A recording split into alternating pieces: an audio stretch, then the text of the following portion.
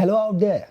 It's good to be back here once again. My name is Obed Jerry, your co-host for today, and this is the CIA Corner here on Tap TV, where we make commentaries, investigations, in-depth analysis on topical issues making rounds on the papers. Well, you out there can also be a part of this show. Please subscribe to our channel if you're yet to subscribe. Turn on your notification button. Connect with us across all our social media platforms. So now we'll drop videos like this, you get to receive our notifications. Well, you know how we normally do it. We look into trendy and catchy headlines in Nigeria and the world at large, and we get to discuss it here. Well, today let's look into a very trending story about the former governor of Kogi State, Yahaya Bello, being arraigned to court, the whole saga behind his arraignment. And now we are seeing that he has been given a petition, a 19-count charge as regards money laundering and money embezzlement. Well, let's go for a very quick break. When we come back, we'll look into this story properly. Stay tuned.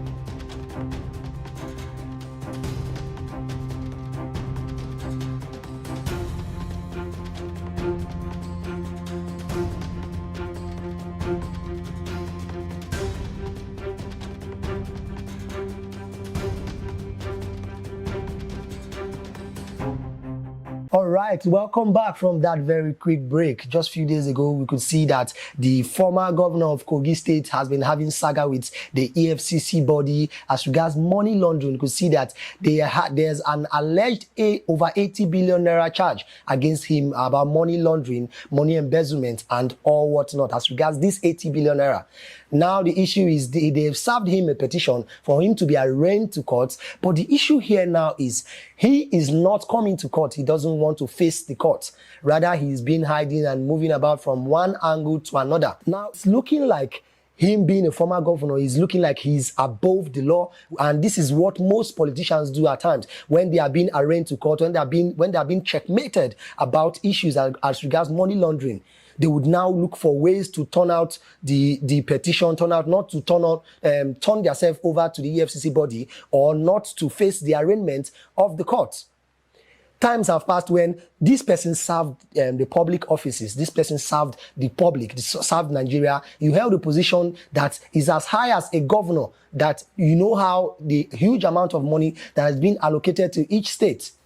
Now, they investigated this money and traced about over 80 billion naira. Okay, they are saying that they suspect you are guilty and you should come. The EFCC wants to conduct an arrest on you. They have a legal warrant to arrest you and probe you and then check if you are really guilty or not. Why Yahaya Bello is dodging this arrest and this court arraignment? Is it that he is guilty of this charge, or is it that he is above the law? Even the current governor of Kogi State is looking like he is an ally to him, because just a few days ago we could see where the EFCC body stormed the residence of the former governor of Kogi State, that's Yahaya Bello. They stormed his residence to conduct an arrest, while the policemen, his security bodies in his compound, were resisting arrest. They did not allow the EFCC to enter inside the compound. Remember that these security personnel are under the federal government. The EFCC is also under the federal government. So how come there are two clashes? Is it that they did not inform themselves that, okay, this person is to be probed by the federal government, is to be probed by the EFCC, is to be probed about public fund mismanagement and money laundering of public funds? Or is it that this faction of these policemen guarding the former governor tends to prefer to honor the position of the former governor than the federal government and Nigerians at large? Okay, when the EFCC stormed the former governor's residence to arrest him, he was resisting arrest. And then from nowhere, out of the blue, as the environment was crowded, we could see that the present governor drove in. He was allowed into the premises. He stayed in there for a while, and then before we knew it, the news had it that he zoomed off, carrying the former governor that wanted to be arrested by the EFCC body. This shows that either they know something about this thing, or they are allies, or he's covering him up about something that he doesn't want the public ears to hear. Aside them wanting to have maybe any secret ulterior motive as regards this money laundering issue, it is high time our politicians know that for you to be under any government parastatal, for you to serve under any government position, for you to manage any public fund, any crowd, you should know that you are to be held accountable at all times. That is one of the challenges that is killing our politicians. That is one of the challenges that is killing our leaders. They don't want to be held accountable. They don't want anybody to point any accusing fingers on them. A clear conscience fears no accusation. If you know you are not guilty of this allegation, then let them go on with their investigation, conduct it, and see if truly you are not guilty, the court would not declare you guilty. The court is made for fair hearing. See, even the Efcc chairman is even saying that instead of being able to survive, to escape prosecution, he would rather resign to let you know that he has gone very high on this case.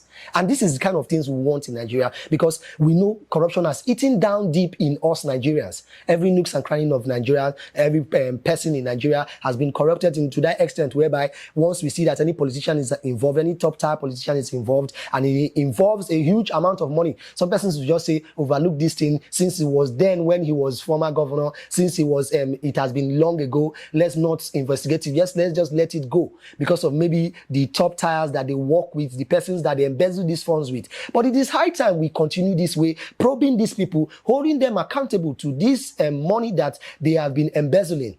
And looking at the state of our economy at the moment, we know our economy is in shambles. Our economy has crashed a very. Why would our politicians be doing such embezzlement when you know how the country is? Assuming the country is flowing with milk and honey, everything is good, we are enjoying life, and while you are being showing us the good smoke screen that you are a good politician, while behind our backs you are eating, looting your money, nobody would want to realize, because we are feeding well, we are surviving well. The last angle that I would want to look into, very crucial angle, is now that we are saying these politicians are being probed, and we are trying to teach these politicians a lesson so that they will learn from it. The new coming ones will learn from it. The current ones will take heed also. If these persons are being guilty, if these persons are resisting arrest, nobody is above the law. Nobody is above the constitution. Nobody is above the federal government. Why not the Efcc and other security personnel storm into their residences? They have properties worth more than the amount they embezzled. You cannot tell me that the former governor of Kogi State does not have luxury cars that are worth over 80 billion naira. You cannot tell me he doesn't have landed properties, companies, factories, and maybe other businesses that are worth more than that amount. Why not seize it? But then we are in Nigeria and know what happens in Nigeria. There are times when these properties are being seized, it might be mismanaged, it might be siphoned, and maybe another person will even still buy it and will not know what happened. For how many years we've been hearing about Abacha's loot, how the loot has been recovered, the one from UK, the one from Germany. But to what end? We've not heard what the money has been used for. Well, this is where we draw our curtains for today. We just urge the federal government to make do with these plans that they are making. And once you start this pattern like this, you should keep it up this way. Make sure you continue probing them. And if they are not wanting to heed, you forcefully recover all what they've stolen, to teach others a lesson, to let them know that the position of being a leader is to lead people, not to mismanage funds or to launder money. And then kudos to the EFCC boss and all the EFCC body for going as far as this. We've seen how they've done in Emefiele's case, and we've seen how he's going in loggerhead on this same issue. Kudos to them, and more grace to their able. I pray they continue this same way and it will be yielding fruit. At least let us start. The change that we want should begin from us. All right, you too, if you have any opinion, any suggestion, or a comment, or a counter opinion also, please drop your comments in the comment section. Of course, we would like to hear from you or hear what you have to say as regard this topic. If you are yet to subscribe to our channel, please subscribe, turn on your notification button, and connect also with us across all our social media platforms.